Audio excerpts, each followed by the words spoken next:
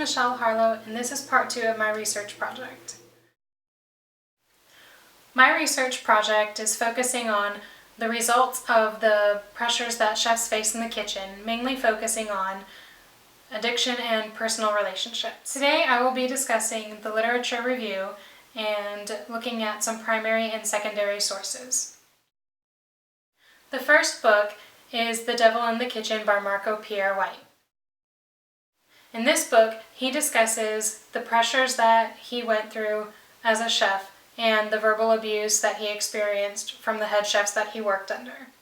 While this chef did not have a drug or alcohol addiction, he did suffer from an addiction to the anxiety, adrenaline, and pain that came with working in such high-end restaurants. He found himself always wanting more and became one of the youngest to earn 3 Michelin stars.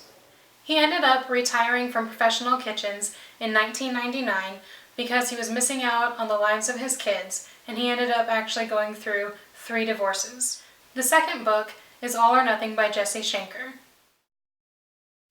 In this book, Jesse talks about his addiction to drugs and alcohol, which began at the young age of 12 years old. By the time that he was working and training in kitchens, his addiction problem had excelled to include OxyContin, cocaine, and heroin. He admits that as his addiction grew stronger, his work in the kitchen began to suffer more and more.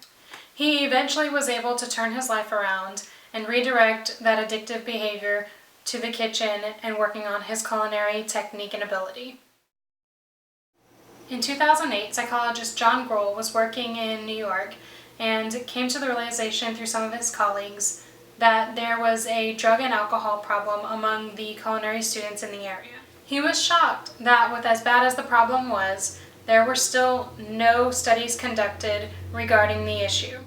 He also speculated whether or not viewers of such intense culinary reality shows were making the problem worse because they encourage the pressure put on chefs to be perfect in their performance.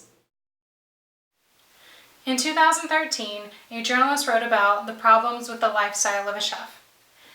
It includes long hours and often missing holidays and other major family events. This lifestyle can lead to isolation and depression, which can also lead chefs to turn to alcohol and drug abuse in order to cope with or to keep them going with the same lifestyle. This article also talks about the importance of preventive measures so that chefs don't end up in a lifestyle of drug and alcohol abuse.